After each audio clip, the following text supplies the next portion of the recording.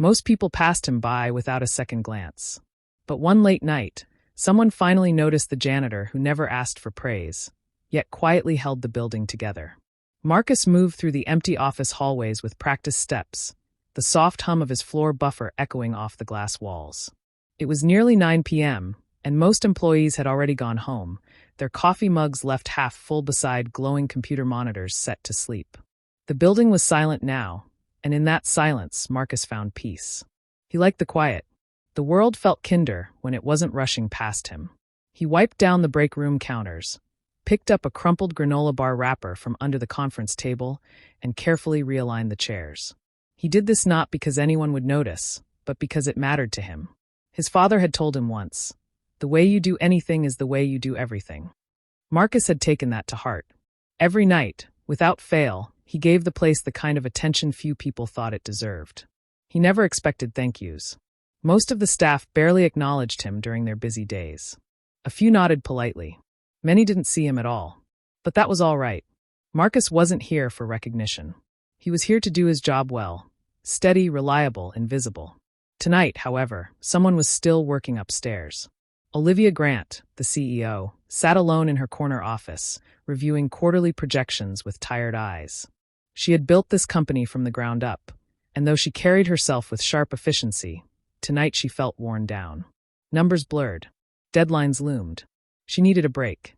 She stood, stretching her legs, and wandered toward the windows overlooking the lower floors. That's when she saw him, a man in a faded gray uniform, moving from desk to desk, carefully collecting trash, straightening papers, and gently fixing a crooked picture frame someone had knocked askew. Something about his rhythm, the quiet dignity of it, pulled her in. Olivia watched as Marcus took a rag from his cart and polished the glass on the entry doors, pausing to examine a scuff mark until it disappeared beneath his hand. She blinked. She'd walked through those doors 1,000 times and never once thought about who kept them shining. Now, for reasons she couldn't explain, she couldn't stop watching. Olivia stayed by the window longer than she meant to, arms crossed as she watched the janitor she'd never really noticed before move through the heart of her building. Like it mattered to him, like every hallway and corner carried weight. He didn't rush. Every movement was deliberate, like he had a quiet checklist in his mind that no one else could see. When he spotted a chair in one of the glass conference rooms wobbling slightly, he didn't ignore it. He set his cart aside, knelt down, and inspected the base. Olivia watched him tighten the bolts with a small multi-tool from his pocket, then test the chair's balance before leaving it perfectly aligned with the table. It struck her, he wasn't just cleaning. He was maintaining, protecting. Marcus moved on to a small break area, where someone had left a spilled trail of coffee leading from the counter to the trash. He crouched, wiping each stain away with practiced efficiency, then refilled the empty sugar jar and replaced the near-empty stack of napkins, without being asked. It was the kind of detail that got lost in the rush of daytime. But tonight it stood out. Olivia turned from the window and made her way down the stairs, her heels quieter than usual. She didn't want to interrupt him. At least not yet. She wasn't sure what she'd say if she did. By the time she reached the floor below, Marcus was in the large West Side conference room, a cavernous space where most staff meetings took place. It was empty now, chairs pushed back haphazardly, paper coffee cups and printed handouts still scattered across the table. He didn't hesitate. He cleared every surface, stacked the handouts neatly, tossed what was trash, and even gathered 2 pens that had rolled under the table. Then, with a quiet huff, he lifted the projector cord that had been dangling dangerously across the walkway and looped it properly through the cable hooks beneath the table. He was taking care of things no one ever told him to. Things no one would know to thank him for. And Olivia, standing in the dim hallway just outside the glass wall, felt something unexpected settle in her chest. Something like shame. She ran this company. She built this space. But in all her years, she'd never once noticed the man who made sure it felt whole after everyone else had gone home. Tonight, that was going to change. The clock in the lobby ticked past 10 p.m., and Marcus wheeled his cart slowly back toward the supply closet. Most of the building had gone dark, motion sensor lights dimmed to conserve energy. Another long shift behind him. Another quiet night spent caring for a place that rarely acknowledged his presence. He didn't mind. Not really. This was his rhythm. And there was something steadying in being part of a world others didn't see. As he passed the hallway near the second-floor marketing wing, a muffled sound made him pause. Soft, frustrated, almost like someone trying not to cry. He stepped back and peeked through the cracked door of a smaller meeting room. A young woman sat alone at the far end of the table, laptop open, papers spread around her like a storm had hit. Her name tag was still clipped to her blouse, Riley, Junior Brand Associate. She wiped at her cheek quickly, hoping no one had seen. Marcus hesitated. This wasn't his business. His shift was technically over. But something tugged at him. He stepped inside quietly and cleared his throat. "Everything all right?" he asked gently. Riley startled, then quickly shook her head. I'm fine. Just tired. Long day." Marcus didn't push. He moved a little closer, still keeping a respectful distance. "You look like you've been here longer than I have." She let out a humorless laugh. "Feels like it. I have a campaign draft due tomorrow morning. My manager wants it perfect, but I can't even get the structure right. Everyone else left hours ago." Marcus nodded slowly, looking over the mess of notes and design sketches. He wasn't a branding expert, but he knew what pressure looked like, what being left behind felt like. "You want some help?" he offered quietly. Riley blinked, confused. "You'd stay?" Marcus gave a small shrug. "I've stayed late for less important things. At least this one involves company survival," he added with a gentle grin. Riley smiled weakly, the first real one she'd managed in hours. "Sure, if you're okay with it." He pulled up a chair beside her. "Let's figure this out." He didn't know much about campaign strategy, but he helped organize her piles into manageable sections, asked the right questions, made coffee, and reminded her to breathe. He didn't need to understand marketing to offer what she really needed: presence, patience, and a quiet belief that she could do it. Neither of them noticed the faint reflection of Olivia watching from a nearby glass corridor, her heart catching at the sight of a janitor choosing kindness when no one else was looking. The hours crept by slowly, the kind of quiet that only settled deep into the night. The office lights above hummed softly as Riley typed, stopped, deleted, and typed again. Marcus sat beside her with a calm stillness, sorting through sketches and notes, placing them into tidy piles that made the chaos feel just a bit more manageable. "I don't know how you're still awake," Riley said after a while, rubbing her temples. Marcus chuckled. "Night shifts have that effect. You learn to make peace with being tired." She leaned back in her chair, glancing at him. "You always work this late?" "Most nights," he replied. "I'm usually done by 10, but sometimes I stay longer to finish up." "Why?" she asked, genuinely curious. "Does anyone even notice?" Marcus smiled faintly. "Probably not. But I notice. If I leave something half done, I think about it all night. Might as well just do it right the first time." Riley studied him for a second, and then looked down. "You know, that's kind of admirable." He shrugged. "It's just work." "No," she said softly. "It's more than that." A comfortable silence settled between them as she continued editing her proposal. Every now and then, Marcus would point out a confusing sentence or help her pick between two image layouts. Not because he had any marketing experience, but because he knew how to look at something and see if it felt right. Eventually, Riley asked, "So how long have you been working here?" 8 years, Marcus replied. "Started as a temp contractor. Became full-time a year later." "Wow," she blinked. "And you've never switched jobs?" He shook his head. "I needed the stability. My son was starting high school, and my wife had just been diagnosed with a heart condition. Benefits here helped us through that." Riley's eyes softened. "That must have been a lot." "It was," he admitted, not with bitterness, but with quiet resolve. "But you do what you have to for the people you love." She looked at him differently now. Not as a janitor, but as a father, a husband, someone who had shouldered more than most would ever know without once asking for recognition. "I'm really glad you stayed tonight," she said sincerely. Marcus offered a small smile. "So am I." Outside the room, beyond their reach, Olivia stood watching through a gap in the glass. Her arms were folded tightly, but her expression was anything but cold. Something about that scene, a tired young employee finding her footing beside a man the world often overlooked, hit her harder than any boardroom speech ever had. The office was silent, but Olivia remained awake, tucked away in a glass-walled conference room on the 3rd floor. Her laptop screen cast a faint glow on her face, but her eyes weren't on the spreadsheets anymore. She hadn't touched them in over an hour. Instead, her attention was fixed on the hallway below. She had only come out for a moment to stretch, to clear her head, when she saw them. Marcus and Riley still working in that side room, heads bent close over a table littered with papers and notes. At first, she assumed they were just wrapping up. But as the minutes passed, she realized Marcus wasn't just tidying. He was helping. Not in a performative way. Not for credit. There was no audience. No one watching, except her, from her shadowed vantage point. She saw everything.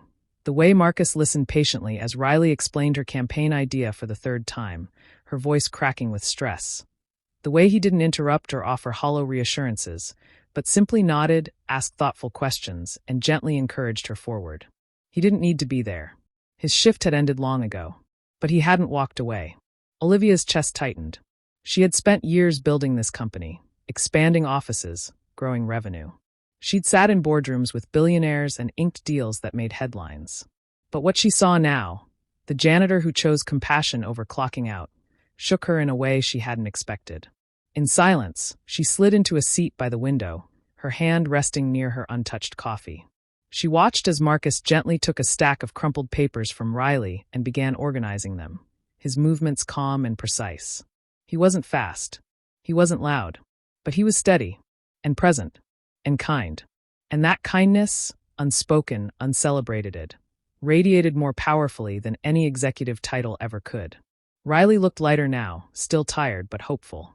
And it wasn't because her presentation was finished. It was because someone had seen her struggle and didn't walk away.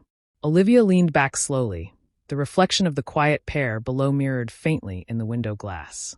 She had come in tonight thinking she would solve problems by numbers, strategies, and late-night planning.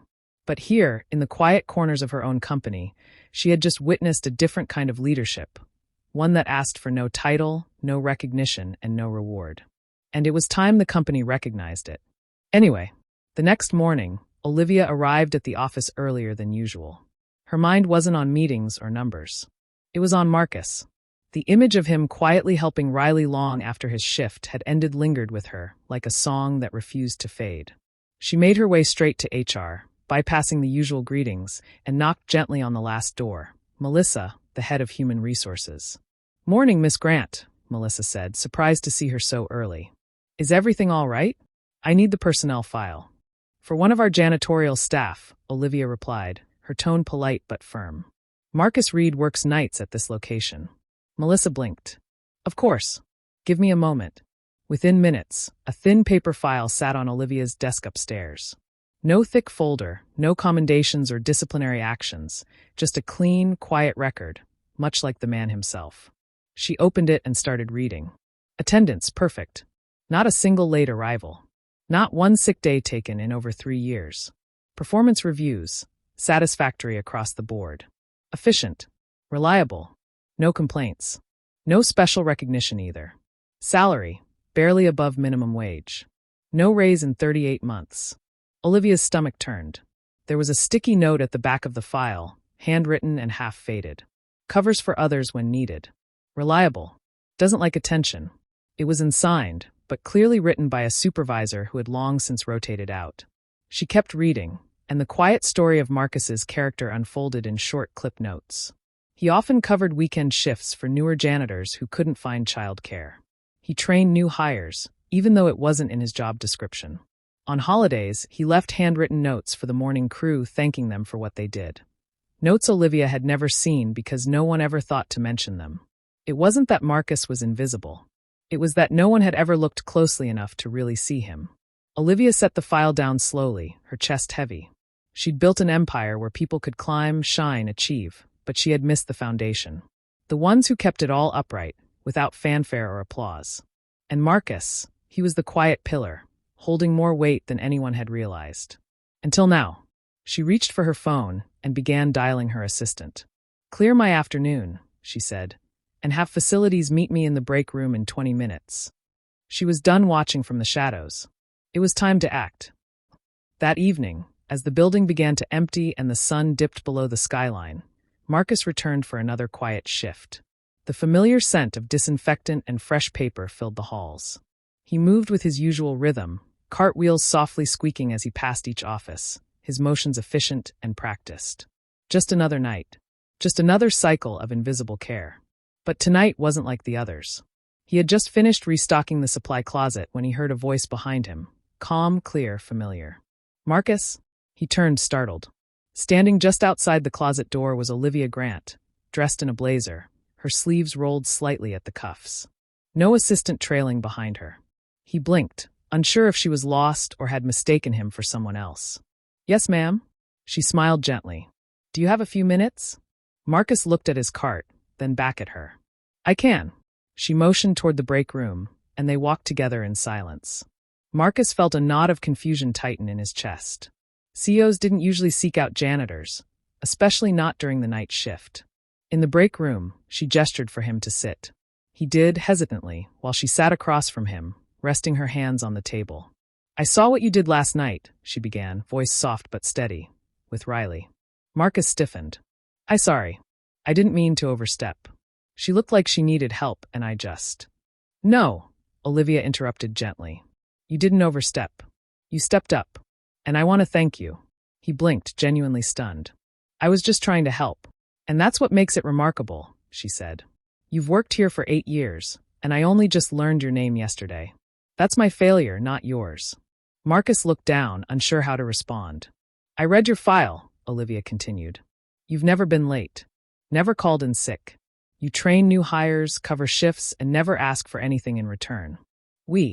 Marcus sat quietly for a moment, then shrugged. "Someone has to. I was raised to do things right, whether people notice or not. I've got a son. I want him to know that showing up matters. That doing good matters." Olivia's expression softened, deeply moved. "I'd like to learn more about you," she said. "Not just as a janitor, but as someone this company has relied on far more than I ever realized." Marcus gave a small, uncertain smile. "I'm not much to talk about." "I think you are," Olivia replied. "And it's time everyone else saw it too." The conference hall buzzed with chatter as employees from every department filled the rows.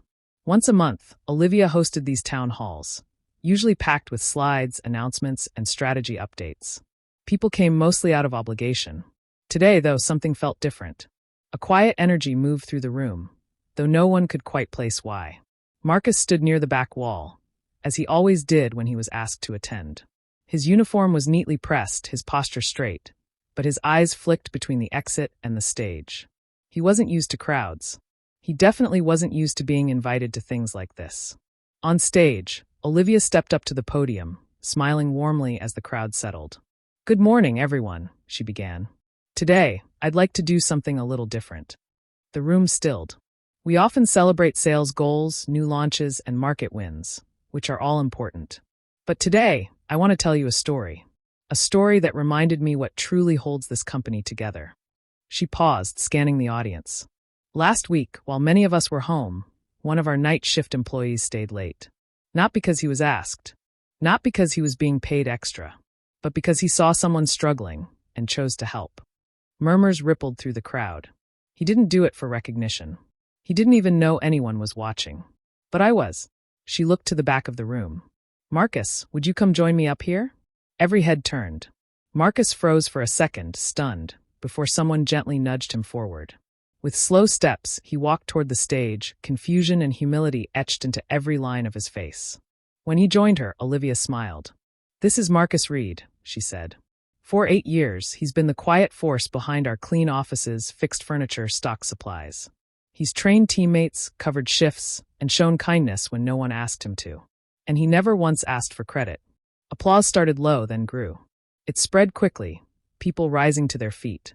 Managers, assistants, executives, all clapping for the man who had gone unseen for too long. "I'm proud to announce Marcus's promotion to facilities coordinator," Olivia continued. "He'll oversee our entire building operations with a well-earned raise and the resources to grow his team." Marcus's eyes shimmered. His voice caught in his throat. "But that's not all," Olivia said. "Today, we're launching the Reed Initiative, a quarterly program to recognize unsung heroes in this company. People like Marcus, who lead through service, not spotlight." The applause returned, louder this time. Marcus stood beside her, overwhelmed, humbled, and quietly proud. He didn't say much. He didn't have to. His actions had already spoken volumes. After the applause faded and the meeting ended, Marcus stepped off the stage quietly, his new name badge heavy in his hand. He didn't walk with a puffed chest or a proud grin, just a thoughtful stillness, as if he was still catching up to the weight of what had happened. People he'd never spoken to before stopped him in the halls that day. They shook his hand. They thanked him, not just for what he'd done for Riley, but for everything he'd done all along. The next night, a younger janitor named Luis approached him during shift change. "Hey Marcus," he said, a little nervous. "Congrats and thanks. You've helped me more than you know." Marcus smiled, clapped him gently on the shoulder, and replied simply, "Just keep showing up the right way. That's what matters." Word of Marcus's story traveled fast through the company. But it wasn't just the promotion or the applause people remembered. It was the way he'd helped quietly, with no expectation of reward. Something shifted. Department heads started checking in on night crew staff more regularly. A manager was seen helping clean out a supply closet, without fanfare. Someone from IT brought coffee to the janitorial team one morning, unprompted. The culture was changing, not by policy but by example.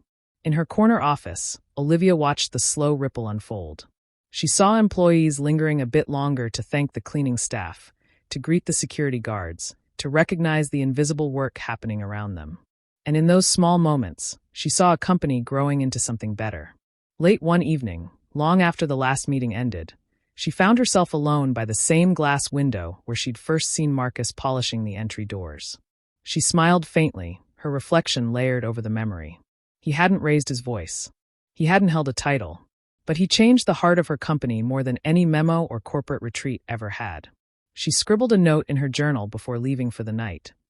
A reminder she never wanted to forget. Sometimes the people who speak the least show us the most. In real leadership, it isn't about being seen, it's about seeing others.